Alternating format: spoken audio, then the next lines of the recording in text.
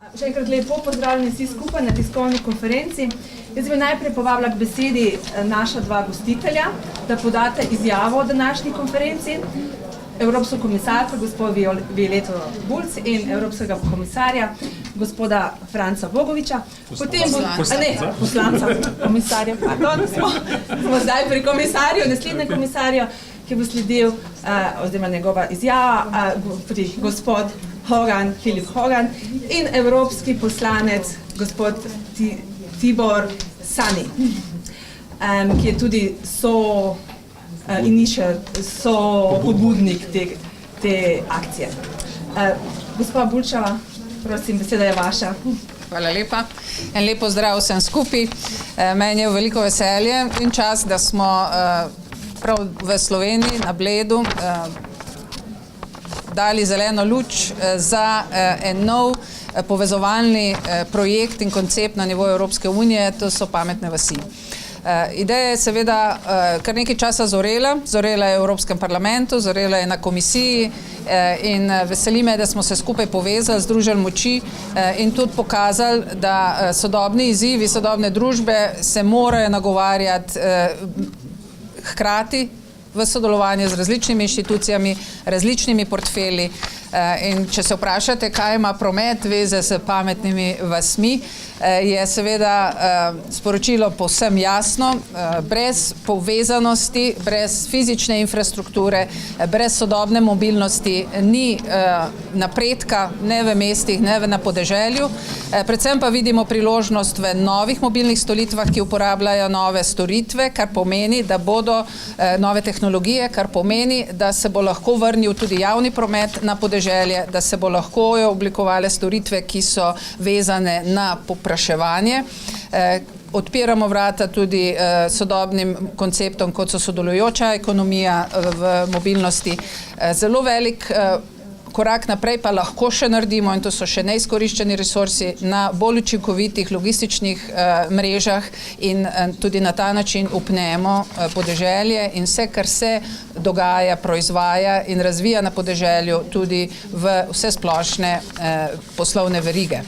Tako da je za mene danes zelo vesel in pomemben dan. Vesela sem tudi odziva, ki je med publiko, kar pomeni, da smo nagovorili pravo potrebo in da se bodo tudi v skladu s tem razvijali projekti za naprej. Hvala lepa. Hvala, gospod Bogovič, prosim. Lep pozdrav tudi z moje strani. Podobno kot je dejala komisarka, sem res vesel in ponosen, da danes tu na Bledu na nek način nadgrajujemo idejo, ki je se začela odvijati tako v Evropski komisiji, kjer sta med nami dva prisotna komisarja, tudi komisarka Gabrielova, zadolžena za digitalno unijo, in pa komisarka Kreceva za regionalni razvoj, trdo dela na tem področju. Nadgradili pa svojo idejo, ki jo skupaj s kolegom Tiborjem Šanjem iz Madžarske že kar dobro leto in pol tudi implementiramo v Evropskem parlamentu. Uspelo nam je, da sva z idejo, s pobudo, da je v proračun Evropske unije 3,3 milijone evrov za tako imenovani pripravljalni ukrep, s katerim bomo odkrivali in pa spravili na isti imenovalec izzive digitalizacije na podeželju v 21. stoletju. Zakaj ta projekt? Spremembe okoli nas so zelo hitre in na te spremembe se treba odzivati. Sam vedno želim biti kreator sprememb, ne pa objokovati zamujene priložnosti. Zato potem, ko se je v pametnih mestih razvilo že cela vrsta prijemov, s katerimi se vključujejo sodobni trendi, kjer in izkoriščajo prednosti digitalizacije, sem v želji, da podeželje ne doživi novega razvojnega zaostanka, želel to pobudo prenesti na podeželje. Delamo tako, kot sem že dejal, da na eni strani pobuda v parlamentu, na Evropski komisiji, ponosen sem pa tudi na to, da smo danes že 14 skupaj. Prvič smo bili v Bruslju, sedaj smo na Bledu in to sta bila evropska dogodka. V Sloveniji sva s komisarko Bulčevo že lansko pomlad v Šaleški dolini gostila drug dogodek, v mestnem času sem pogostil še 12 dogodkov in več kot 1500 ljudi je bilo že na teh dogodkih, ki spoznavajo ključno pri tem projektu. Treba je znati sodelovati. Zelo različni sektorji se kar naenkrat najdejo za isto mizo, rešujejo iste izzive in tu delamo skupne sinergije. Kar je tudi zelo pomembno, ko je bilo na prvo žogo, če smem v nogometnem žargonu izraziti, malce začudanje, kaj zopet pametujemo, ko smo pa povedali primere, ki so v naši soseščini, se pravi roboti za molžo krav, digitalne sortirnice za sortiranje sadja, ko vidiš v Lučah 170 robotov v KLS podjetju, ko vidiš Sopotnik platforma, ki se razvija po Sloveniji za prevoz ljudi, ko vidimo na področju energetike primere, kot je Sun Contra, Gen Sonce, Telekom se vključuje v te primere. Tako da okoli nas se že dogaja cela vrsta sprememb, katerih kreatorji smo tudi mi.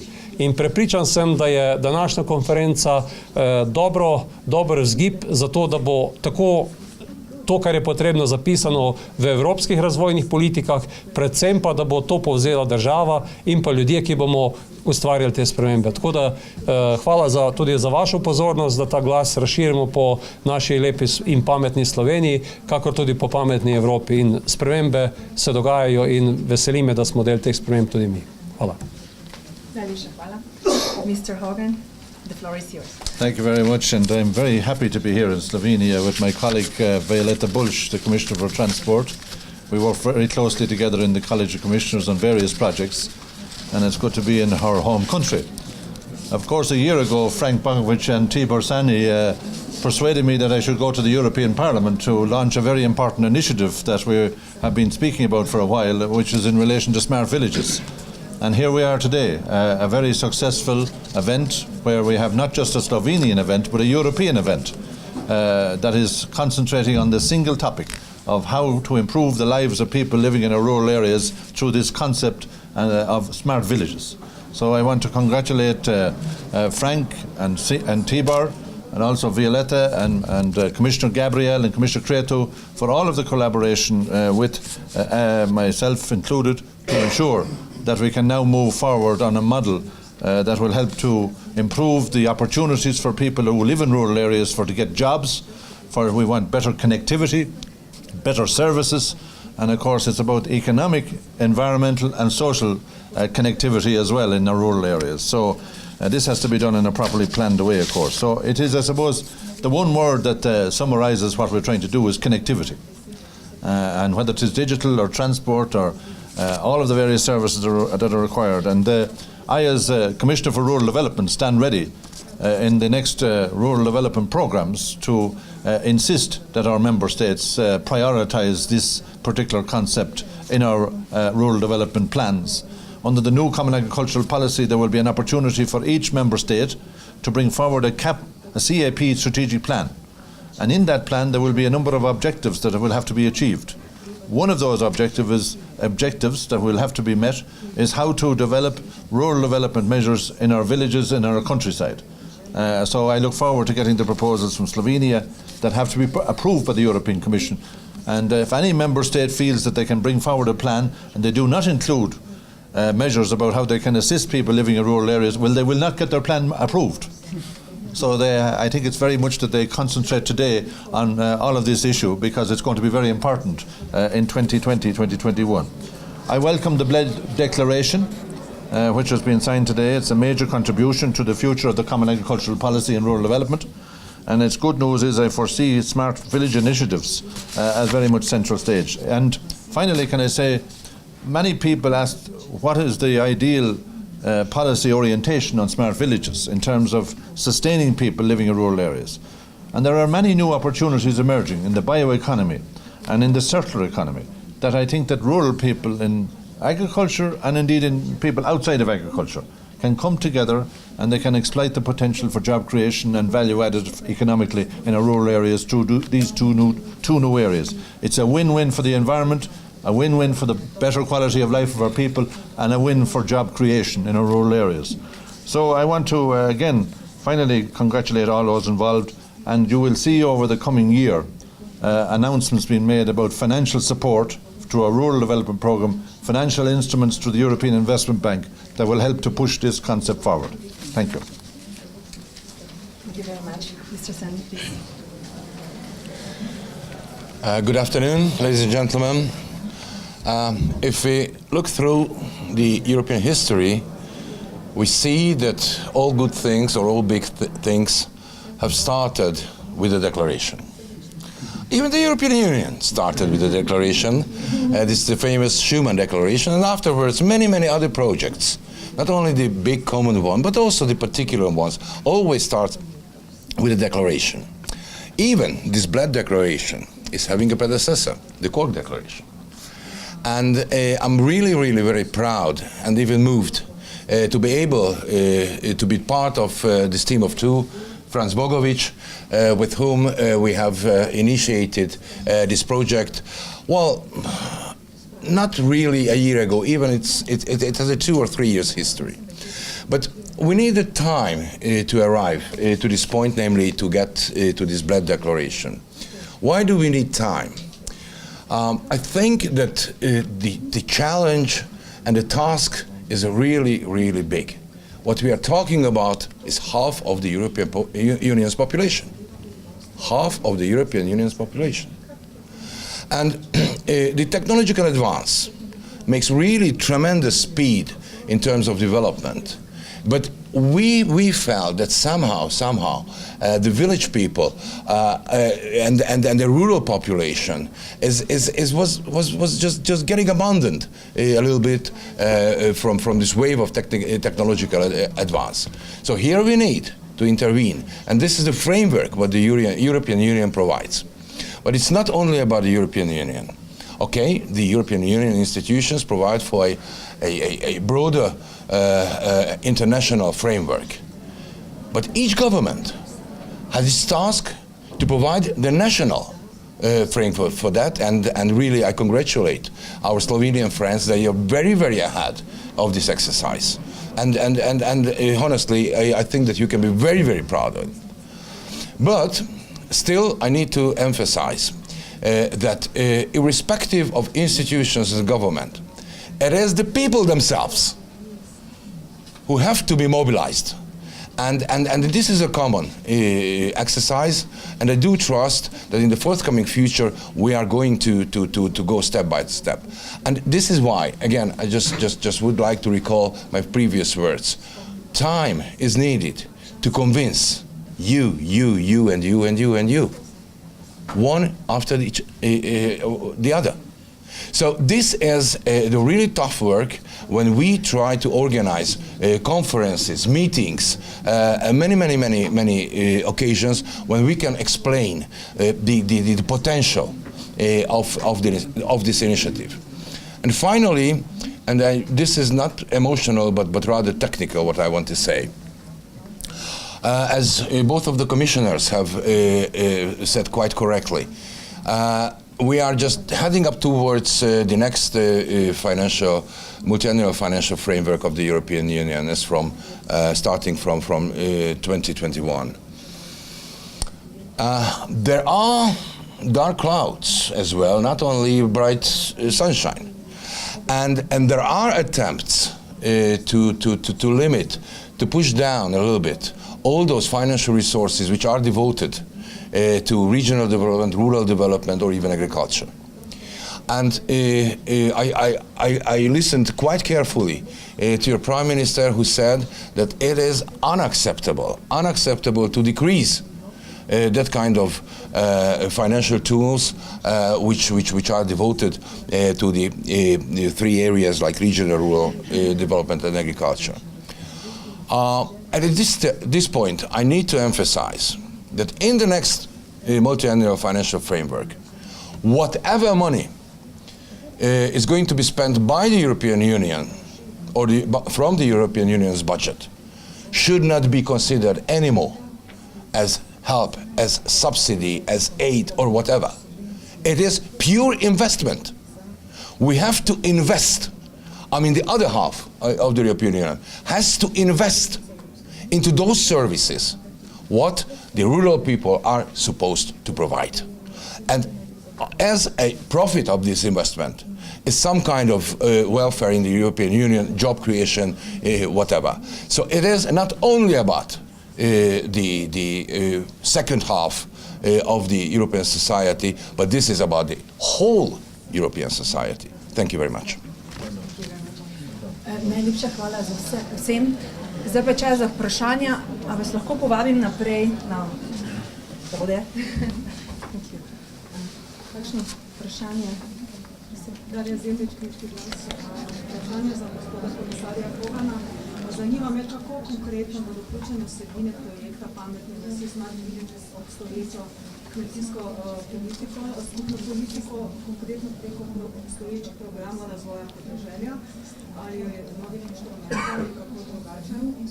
In drugo vprašanje, glede na to, da bo 2. maja razkrit predlog proračuna EU, me zanima, kakšne so vaše pričakovanja o kmetijskem proračunu, bo zmanjšan. Well, actually, as you know, the agriculture budget is the largest budget, and the second largest is cohesion.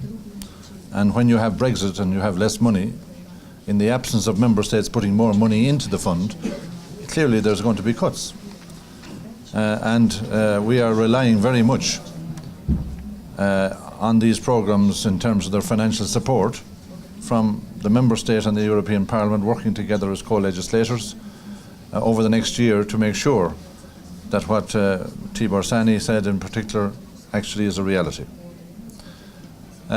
Secondly, the new CAP delivery model will for the first time be asking member states to supply a CAP strategic plan for approval by the European Commission. And as I said already, if they don't include practical and measures in relation to rural development that meet the objectives of what the Commission will require, well then you will not get your plan approval. And this must include many of the issues around rural development that we're speaking about today in terms of digitization, economic development, environmental sustainability, social services. All of these investments are very important for rural areas, and they have to be reflected in the plans that are submitted. I am very confident that Slovenia will be supplying that information correctly, because already a very large amount of emphasis is placed in Slovenia on rural development anyway. But I'm sending a message to other member states that they have to do the same.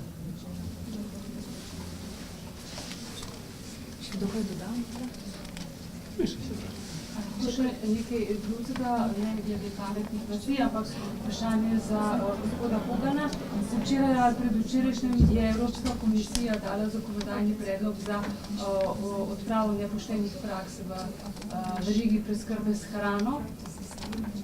Kdaj mislite, da bo to vse v realnosti, ki je poznalo, da bo stopilo v veljavo, in ali to ne pomeni pritisk, da se bo cene za potrošnika zvišale? Well, if there was no problem in relation to unfair trading practices in the food chain, I don't know why 20 member states of the European Union are taking action. I don't know why 600 members of the European Parliament have said that we must take action. So obviously there is a problem of unfair trading practices when this happens.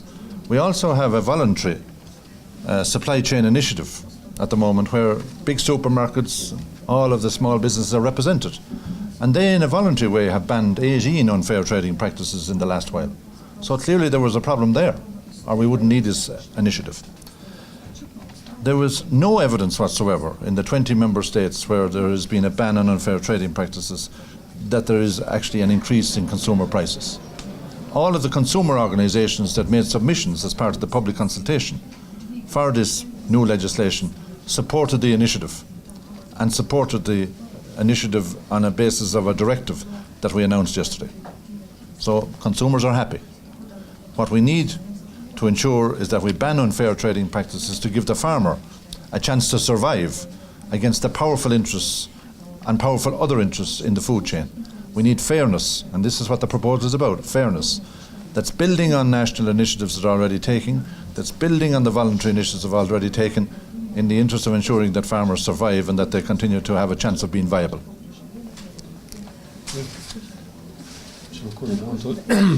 Če lahko tu dodam še dva stavka. Ja, to, kar je komisar povedal, je zelo pomembno sporočilo, kajti v kmetijstvu se opaža, da je ta razlika te pogače neprimerno razdeljena. Evropska komisija je imela zahtevno nalogo, da se je opredelila tudi do tega, da so prvič zaznali ta problem, po drugi strani pa recimo tudi v okviru omnibus sprememb še ukrepili vlogo organizacij proizvajalcev, ki morajo kmetijski sektor narediti močnejši. Tako da v tem primeru gre cela vrsta aktivnosti v regulativi Evropske unije v to smer. Zadnje sporočilo, kot je bilo že rečeno, na pobudo praktično celotnega parlamenta in samo številka, da je svetovnem merilu od nekaj čez 60 tisoč milijard, kar je prehransko blago vredno na trgu, v deležu pa dobijo kmetje 18 tisoč milijard, pove zelo veliko sam zase.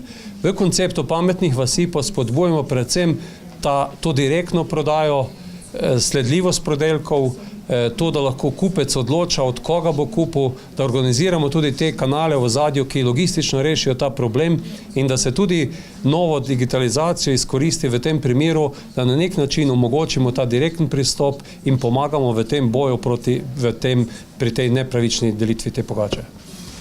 Če lahko samo še eno vprašanje, gospod Bogovič, kar za vas. Kako boste pa spodbudili,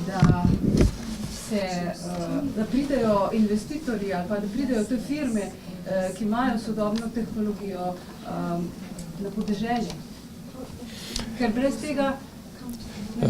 Poglejte, kot sem že dejal, 14. dogodek je danes tak, ki ga organiziramo in 12 od teh dogodkov je bilo na terenu. Na vsakem od teh dogodkov so zraven primeri dobrih praks iz zelo različnih sektorjev. Ne vem, imamo lahko enkrat startup podjetje Sun Contract ali pa če hočete Gen Energijo in pa Gen I, ki na področju energetike ponujata te priložnosti, tudi finančne inštrumente, predvsem pa znanje za izpeljavo investicij, naprimer na področju energetike. Lesna biomasa. V Savinjski dolini je bil z nami predstavnik znanega podjetja Biomasa, ki je naredil celo verigo od gozda preko sekancev, peletov, kogeneracije, vse do modelov, kjer se lahko kupuje elektriko od njih. Turistični del. Destinacije, kot je naprimer, da bom zelo konkretno si lažje predstavljamo, ne vem, kot je Terme Olimije Podčetrtek, kjer so zraven povezani v turističnem produktu od samih Term Olimija do okoliških kmetij turističnih, ki izvabijo ljudi, do kmetov, ki pripeljejo na hrano v te objekte. Na drugi strani mobilnost na podeželju. Zanimiva aplikacija, kjer je zasebni kapital, predvsem pa pobuda strani občin, volonterjev, omogoči prevoz starejši od 65 let brezplačno, danes predstavljena aplikacija Sopotniki. Tako da jaz se nič ne bojim, da ne bo kapitala za na podeželju. Kar je ključno in za kar pa tudi zasebnega kapitala, kar pa je ključno in kar pa zasebni kapital na podeželju ne bo naredil za razliko od teh urbanih središč, je pa izgradnja te osnovne infrastrukture, connectivity, se pravi širokopasovne povezave. In v tem delu je moje globoko prepričanje, da je tu ključna naloga na eni strani tako Evropske unije, ki mislim, da to močno podpira, ne samo v programu razvoja podeželja, prvem stebru, tudi regionalnem skladu, v kohezijskem skladu. Na drugi strani pa tudi drugih inštrumentih, kot je CEF ali pa Horizon. Pomembno pa je, da je doma lokalne skupnosti in pa da država tudi s svojimi ukrepi, končno tudi z ukrepi financiranja občin, omogoči, da to infrastrukturo zgradimo. Ko bomo imeli to infrastrukturo zgrajeno, mislim, da ustvarimo pogoje za to, kar je ključno za ohranitev poseljenosti podeželja, možnost, da se sodobno kvalitetno delovno mesto ustvarja na podeželju in da omogočimo kvalitetno bivanje. In tu si podajata roke na eni strani, če hočete, ta javna podpora in pa zasebne pobude, ki zelo hitro se vključijo v ta segment, predpogoj pa je, kot smo že večkrat dejali, pa infrastruktura. Verjetno bi lahko še gospa... Ja, jaz bi samo na hitro komentirala, glede na to, da je bilo rečeno tudi v podajanju gospoda Bogoviča poudarek na mobilnosti. Jaz bi pa predvsem rada uporabljala ta trenutek in pozvala župane, da se zelo aktivno vključujejo v planiranja, zaradi tega, ker je zdaj čas, ko je potrebno pravilno načrtovati.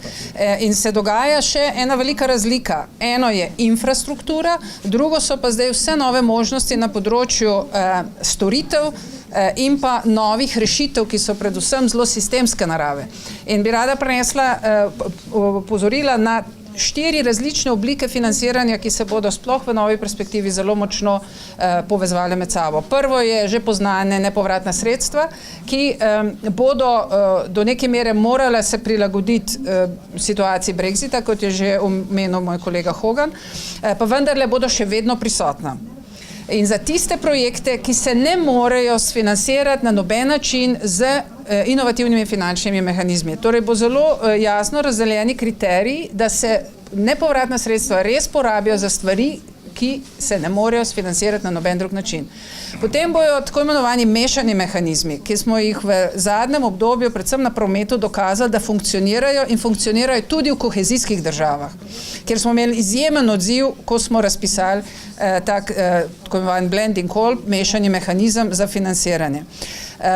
Tudi v bodoče nameravamo to uporabljati sploh v smeri digitalizacije in razogličenja prometnih rešitev in povezljivosti, kjer je seveda za sodelovanje so zainteresirane tako banke kot zasebni kapital oziroma institucijski kapital.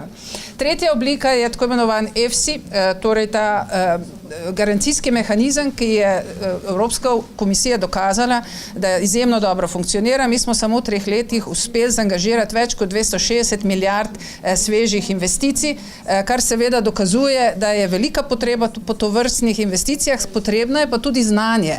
To gradnja znanja, kako se upravlja in pripravlja s finančnim inženiringom ustrezne projekte tudi za to vrstna financiranja.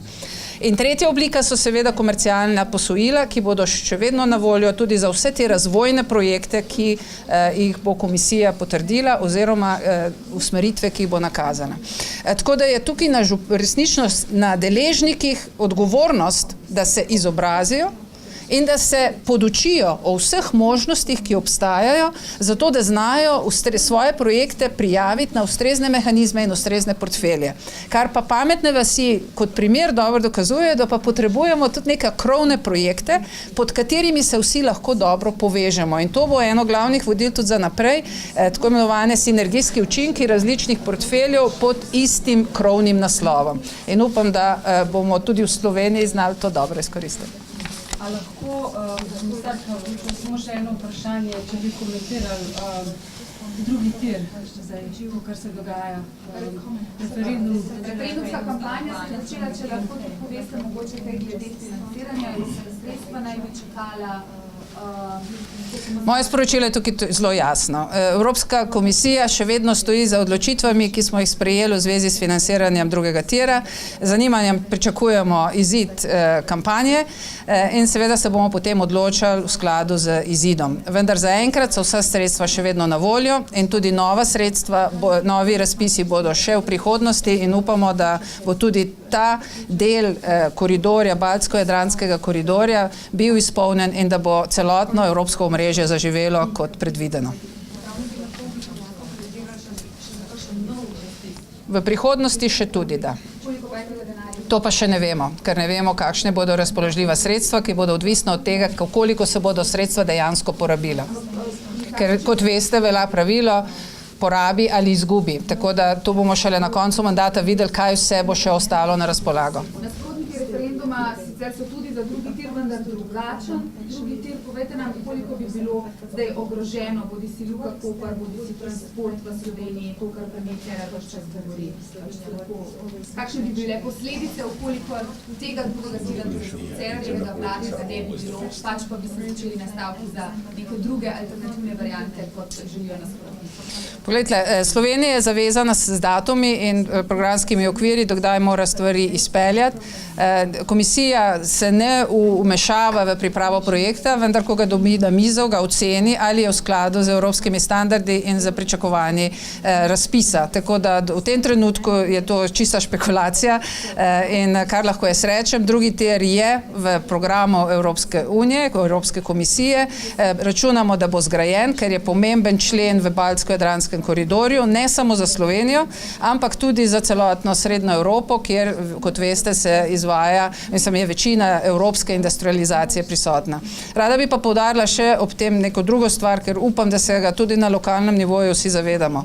Železnice so strateška orientacija Evropske unije iz 4 različnih razlogov. Prvi razlog je zaradi razogljičenja prometa in premik tovora iz cest na železnice. Drugi razlog je za dvig cestne varnosti.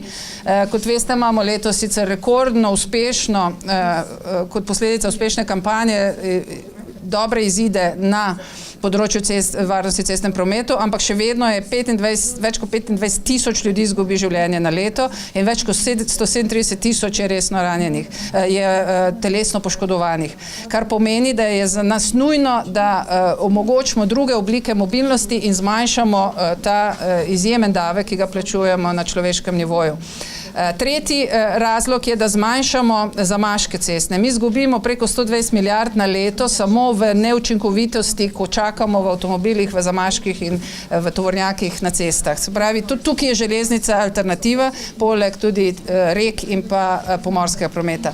In kot veste, se še četrti pojavil, to je pa Evropska unija je jeseni naznanila tudi obrambno politiko Evropske unije.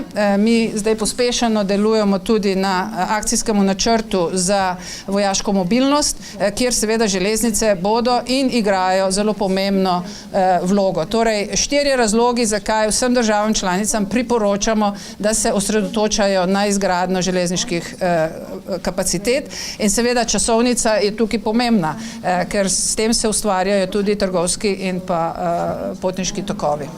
Najlepša hvala. Ali lahko še zadnjo kratko vprašanje tukaj, ker nam naš čas že je samo tak, Slavo Danjolič, televizija Vaš kanal. Podpisana je bila deklaracija tukaj na Bledu.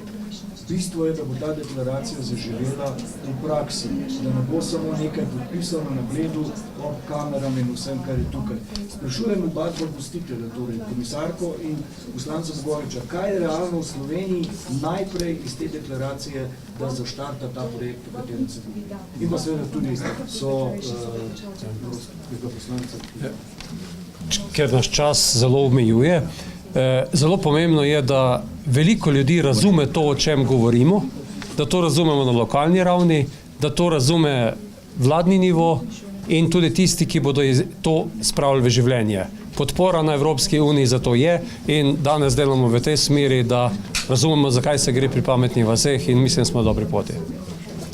Še zelo konkretno je, ker je prav, da omenim, ker že potekajo pilotski projekti, tudi na področju prometa imamo konkreten projekt Smarta, kjer že testiramo različne mobilne rešitve za podeželje in to je predhodnica, da bomo znali ustrezno umestiti tovrstne teme tudi v novo finančno perspektivo.